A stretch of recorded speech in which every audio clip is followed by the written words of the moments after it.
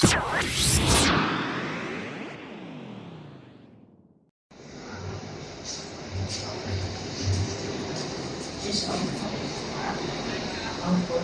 I have received the assessment package, which includes the assessment guides, the candidate's guide, the assessment assessor script, the attendance sheet, the rating sheet, and other relevant documents.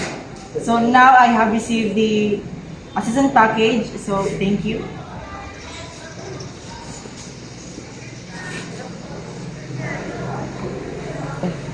So good morning. So to formally start, let's have a prayer first.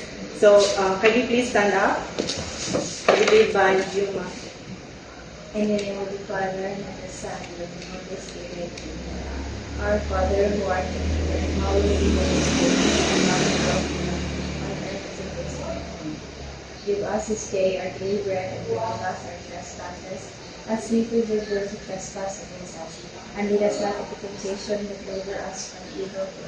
Amen. The Father, the Son, and the Holy Spirit. Amen. You may now take your seat. So good morning once again. So allow me to introduce myself. So I am Joshua R. Narana. So I am your accredited assessment assessor for this qualification, Shielded Metal Arc Buildings, MAU C2. So I have here with me my certificate and my ID as a proof of accreditation. So you may verify my credentials with TESDA at any time. So I would like to acknowledge the presence of our processing officer, Ms. Ana Lu Valenzuela, our AC manager, Mayor John Martin Horn, and our TESDA representative, Ms. Desiree Briones. Good morning, ma'am. Good morning, sir. Good morning, ma'am. Good morning, sir. Good morning. Not to worry about their presence. They are just here to oversee if the conduct of the assessment is in accordance with the procedures and methodologies of TESDA. They are not here to assess you.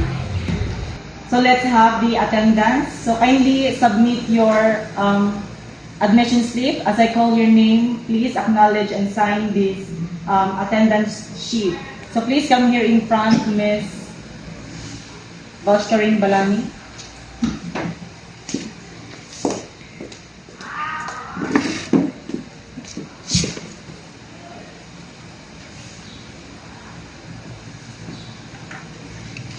Mr. Fabiola.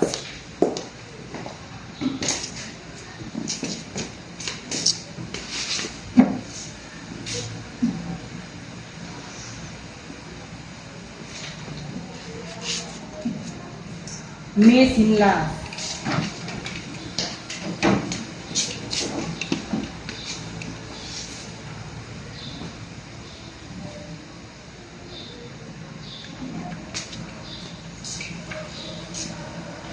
Miss Saberon.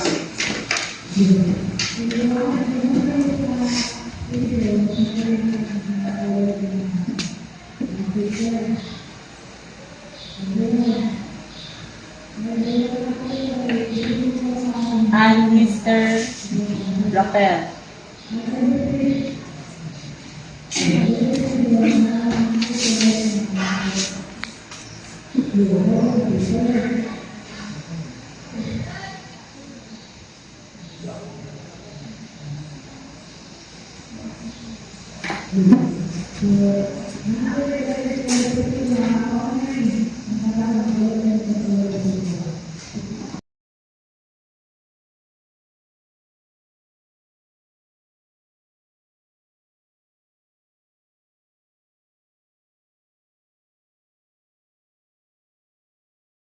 I would like to welcome you all to our assessment center, the Southern State University main campus for our MAU. So the purpose of this assessment is to determine the level of your competency. So the qualifications or units to be assessed in these qualifications are the basic, common, and core. For the core competencies, we have 2 units of competencies, which is First, wheeled carbon plates using SMAU, and wheeled carbon steel plates and pipes using SMAU. So these are the tasks you need to perform for this qualification. First, we have Go! explain the essentials of welding. Second, Sige lang. deposit wheels, Go. beads on plate. The third one is Go. wheel plates in single pass. Good morning, plate joints in all positions. The fourth one, we have wheel Go. plates in multiple pass plate joints. Allow me to introduce my the fifth one. I have wheel plates in single pass. I am your accredited group joints in flat, horizontal, and vertical metal art positions. Number 6, we have wheel plates in multiple pass group joints and flat, horizontal, and vertical positions. So you may the seventh one, verify my credentials. Wheel plate in with pass group joints and overhead positions. The second to the last, Go. we have wheel plates in multiple pass group joints Go. in overhead I would like to positions. And the last one, we have Go. wheel pipe. So I would like to acknowledge the presence of our and 6 processing officer, Mr. So the John evidence Moore, will be collected through demonstration with oral our questions AC and manager, test. Ms. So the Ana assessment Valenzuela. methods can help you measure and our your test representative, Ms. Desiree Brion. For your personal needs, we have a comfort room at front and 2, 3, outside go. the assessment center. Good morning, If you want to take your snacks, meals, we have a Go. canteen at the student center outside the assessment center. But take note, during the assessment, I would you are like not to allowed to leave acknowledge the the premises presence of the of assessment our processing center. officer, Mr. Now, John if you have Moore, difficulty in understanding the given instructions, our please AD don't manager, hesitate to Ms. call my Ana attention Valenzuela. as I am willing to explain it. and our test If you're having a hard time Ms. understanding the Desiree Brion. language, please don't hesitate to ask. Come to me and I will translate it in your dialect. However, once the assessment started, please refrain from asking questions because it is no longer allowed. If you have any questions regarding your assessment results, you have the right to file an appeal. Submit your written and signed appeal to the TASDA Provincial Office where the assessment center and assessor are accredited. But if you pass, you will be notified via your Gmail account. Once you receive your certificate, you may print it and bring it to the TESDA office for sealing and authentication. If you passed and found competent, you can claim your national certificate at the TESDA Provincial Office after 5 working days. If you are rated not yet competent, don't worry. You may be reassessed at your convenience. For full qualification, the entire assessment must be repeated if only certain units were not passed. Reassessment will cover only those specific units. After 2 failed attempts, taking a refresher course is recommended before reassessment. So, always handle tools properly and wear the personal protective equipment or PPE. In case of an accident, inform me immediately so first aid can be given. The first aid kit is located at the right side of the room.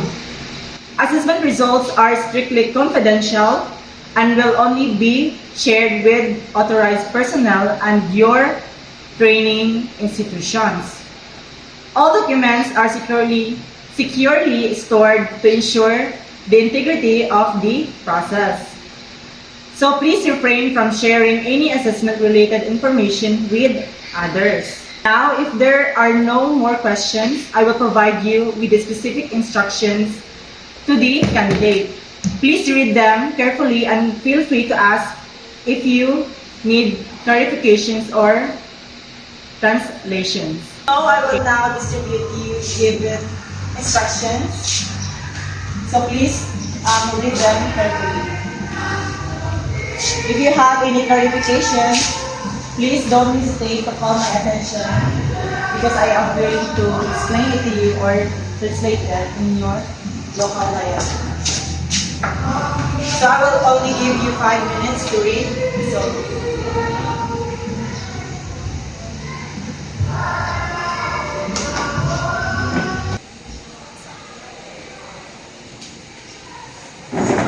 So do you understand the given instructions? Yes, sir. So please submit it forward.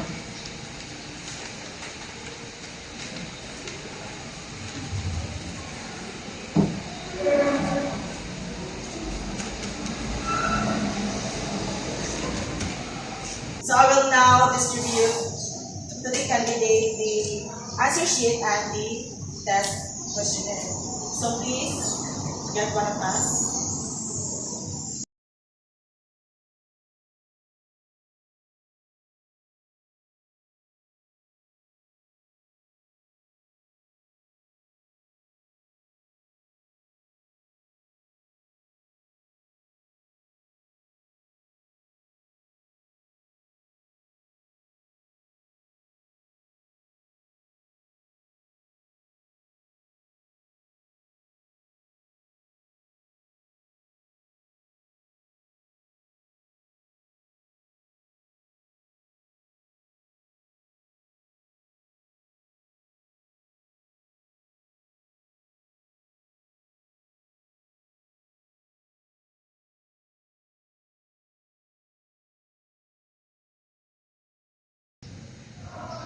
Free time is up. So prepare to pass your papers and make sure that you write your name in your papers. So pass it forward.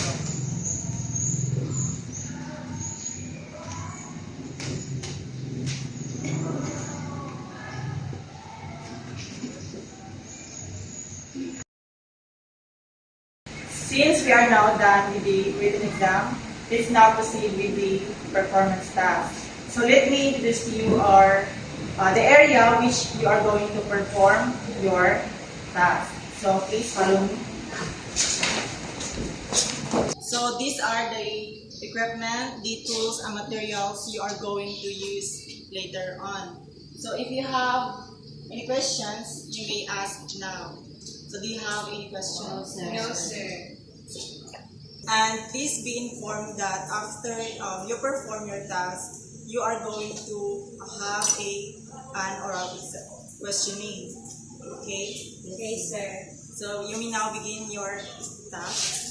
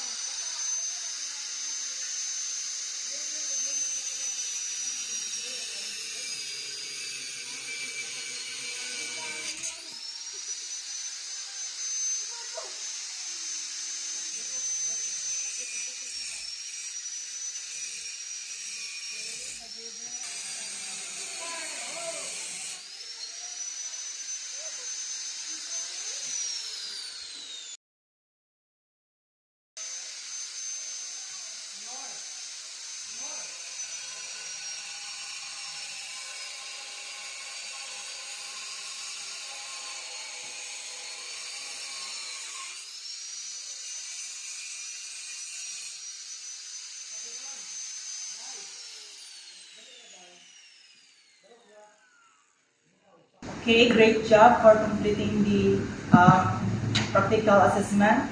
So now let's move on to the oral questioning. So I will ask you some questions related to the task. So those questions will help me evaluate of your understanding about the previous task and also the safety procedures involved. So please answer clearly as you can. So let's begin. Let's have Mr. Fabiolas. So here's your question. So what could be the cause of excessive sputter in a small wheel? Excessive sputter in shielded metal arc welding or SMAW can be caused by factors such as incorrect electrode angle or improper arc length or poor welding technique, and also moisture or contamination on the electrode or workpiece can also contribute to sputter.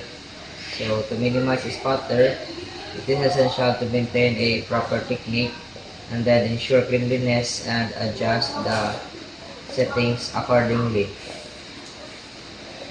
Okay, thank you. Next, Ms. Saberon. So here's your question, Ms. Saberon.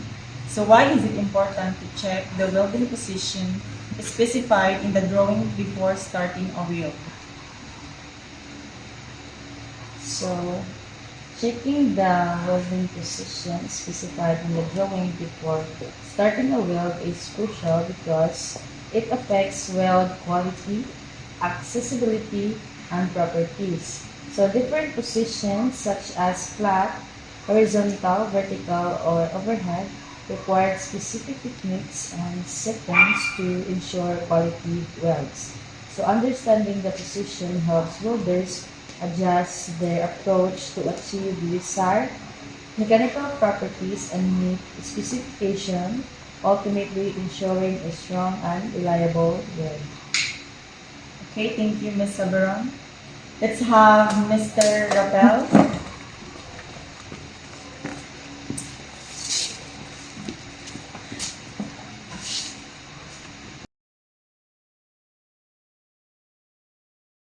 Okay, thank you, Mr. Rappel. Let's have Ms. Nilas.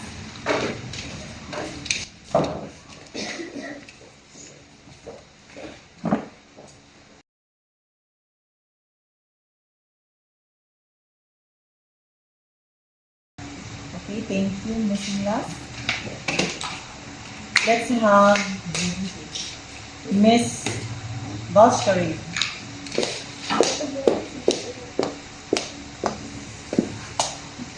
Thank you, Ms. Balani.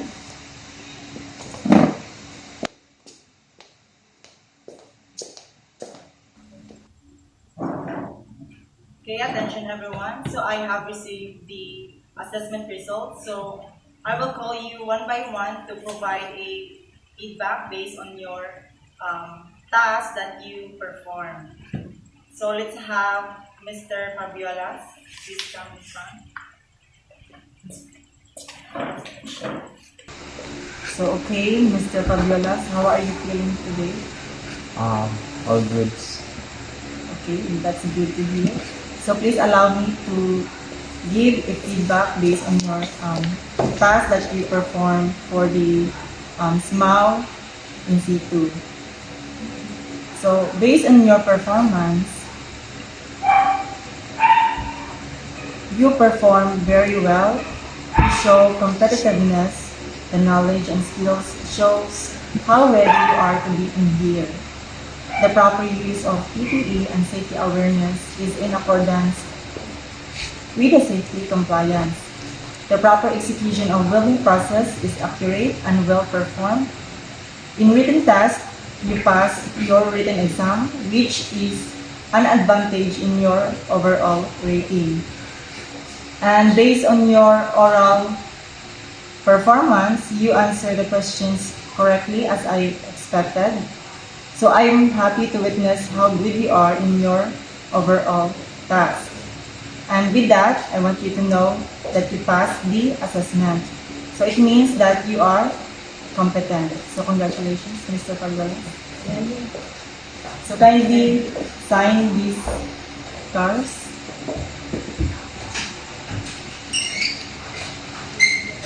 Asa, balik ka. Balik pero mayroon. Ano ba yun?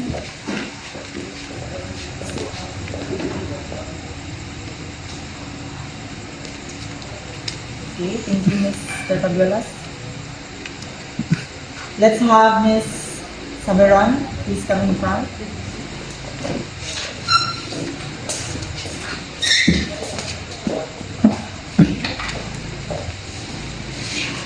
So, Miss Saberon, what can you say about your performance?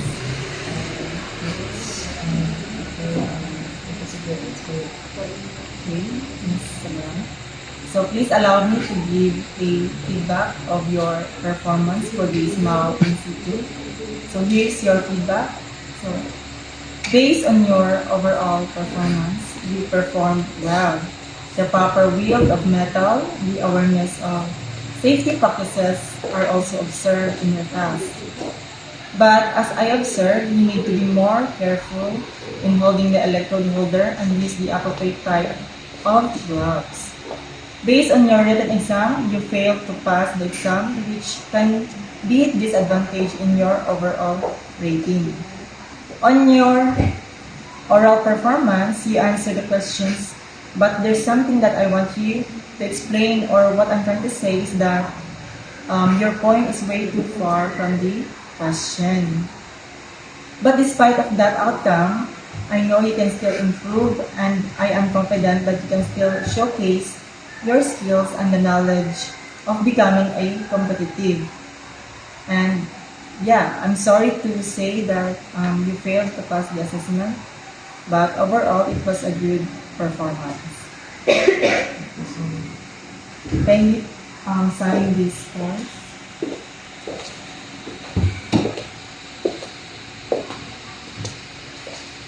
Okay, thank you, Ms. Saberon. You can now go back to your seat.